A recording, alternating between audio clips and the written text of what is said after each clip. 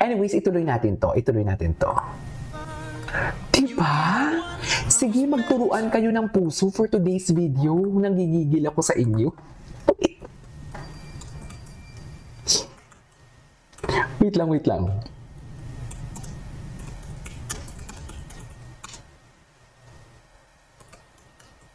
Nanggigigil ako eh. Nagtuturuan sila ng mga puso. Hindi tuloy natin. Alam niyo bakit hindi nila sila? Nagmamadali ang KJ. Hayaan mo sila. Mas maganda nga yan eh. Nauhaw tayo for today's video. Right? Parang wala na masyadong assumptions. Pwede na tayo holding hands or hawak sa bell or something. Kaya lang. Kasi first date yun. Ang second pwede na. Ayun, Gina G din siya dito talaga. Gina G din talaga. Ang Ginoo nyo, init na init din. Tama ba yun? Ano daw? Kasi first date yun. Ang second pwede na. Ikaw ako. Oo nga din naman talaga. Bakit mo nga ba tinatanong Ginoo? Kasi nga interesado. Gina G din, gusto mo pagalitan ka ni Daddy Tony? Isusumbong kita. Gusto mo, David? Gusto mo? Ha? Gusto mo, David? Sabihin mo. Papagalitan mo. Ay, galawang in-laws. 4, 5, 6, 7, 8 M's in my bank account, yeah, in my bank account, yeah, in my bank account, yeah, in my bank account. Sabagay, okay, huwag na natin gawa ng mali siya yan kasi marami din naman talaga mga tao magkakaparehas ang TikTok. Kasi kung ano yung trend na pwedeng what do you call this? Kung ano yung trend na pwedeng i-dub or igawa ng content sa TikTok, gano'n naman talaga. Well, what I'm trying to say is mapaglaro talaga ang tadhana. Yun talaga yun eh. Mapaglaro talaga ang tadhana.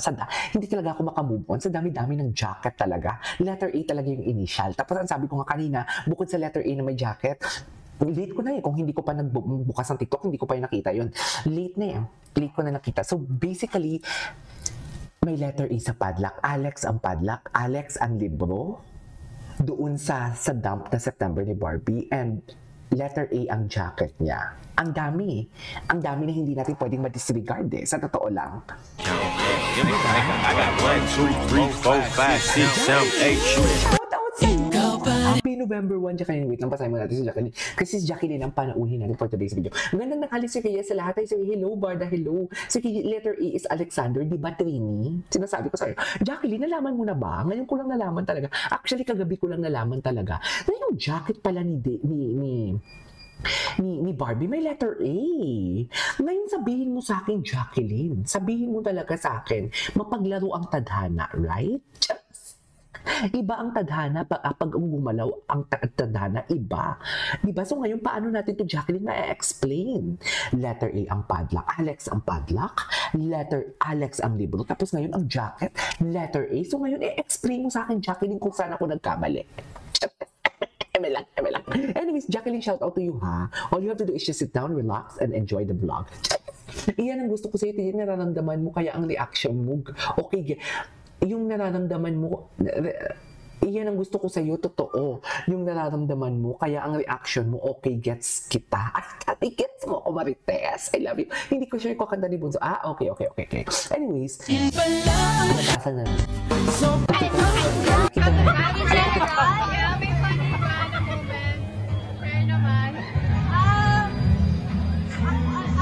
What is the question? Sorry?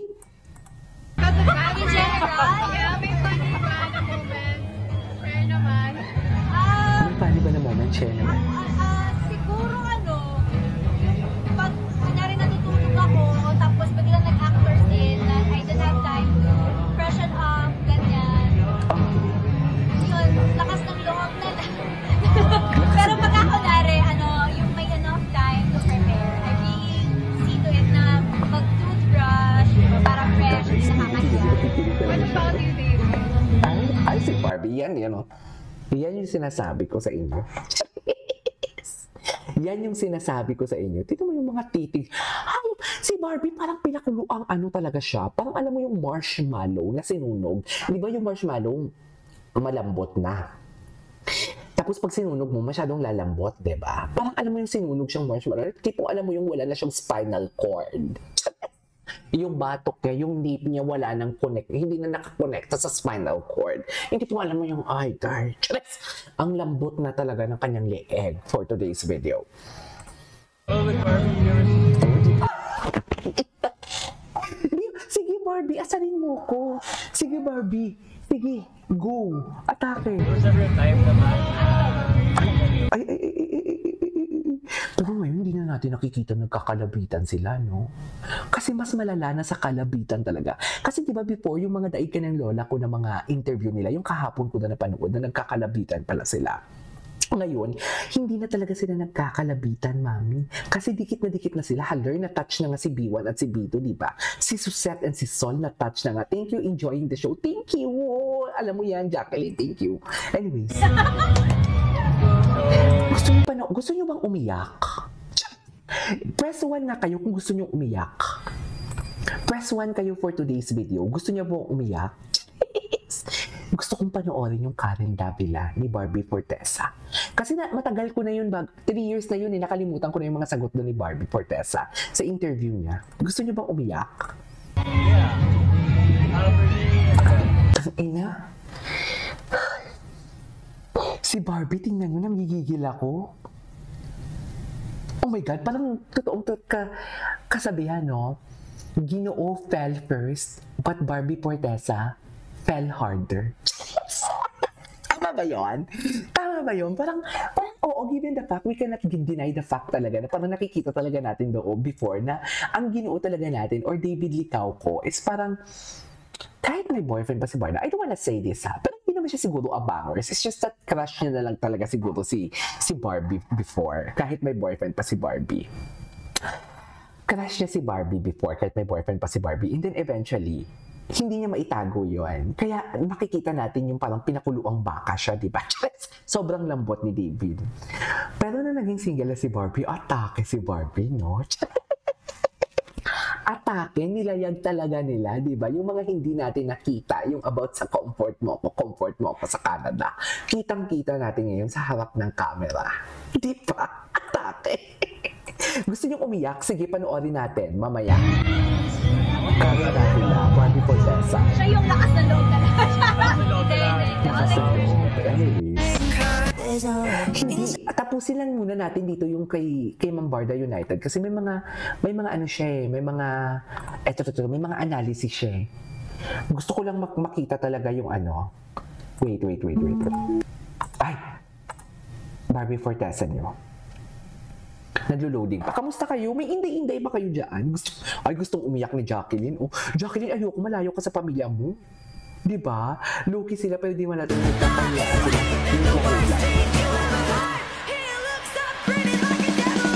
Ay, hindi ko to nakita na picture ni Barbie. POV. Ito yung POV, oh.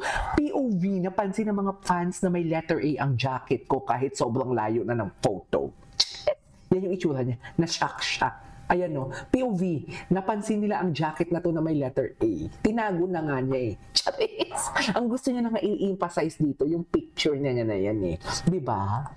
Pero POV, naloka si Barbie. Nagulat si Barbie na sobrang talino ng mga Barda fans. Charis! Napansin ang letter A na may puso pa. Charis! Tama ba yun, Mi? Tama ba yun? Ha?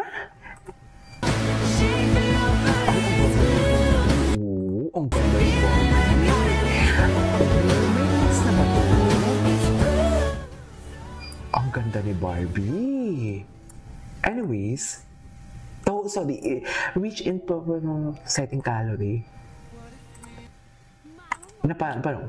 O kayo mga basher, bakit pati fans edits na just for fun lang dinidibang at bash ninyo? Parang ewan, Diyos ko, meron pa ba? Ganun sila ka-threaten. Alam mo, di ba, kung ano sila, ako ha, di ba hindi naman ako nang babash ng mga editor nila, kung may mga kilig silang nakikita, sinasabihan natin, go. Nagagalit lang naman ako sa mga fake news na sinisiraan nila si David, di ba? Yun lang naman eh, yun lang yung point ko doon eh. Nagagalit ako. Sabi nila, walang project ang Barda and everything. Go, okay, go. Walang project, sige, go. Kasi we know the truth eh. Di ba? Hindi porket na hinahayaan natin yung mga basher is umaagree tayo sa kanila. No. we choose our battles, di ba? Pinipili natin kung anong kaya, kung ano yung mga battles na pwede natin patulan, katulad ng inaaway nila sa Ginoo or sinisiraan nila sa Ginoo. Diyan talaga nagpupunatik yung bibig ko. Pero kung mga edits man nila about sa Barson, okay lang. Walang problema, di ba? Walang problema. Sabi niyo naman, ikan pinakilala sa parents. Okay, go. Walang problema yan kung yan yung analysis niyo. Pero wag niyo lang siraan si David. Diba? Pero bakit kami? Ganun ba kayo ka-bothered? Ganun ba kayo ka-bothered na pag ang mga editor ng Barda, inaaway ninyo? Actually, kahit sa comment section ko, nag-comment lang ako sa isang Barda na edits. Inaway din naman ako. Inaway ako talaga sa comments. Hindi naman sa inaway, pero parang sinagot ko lang na, okay, kwento mo yan go. Basta ako, alam ko kung ano yung totoo. Diba?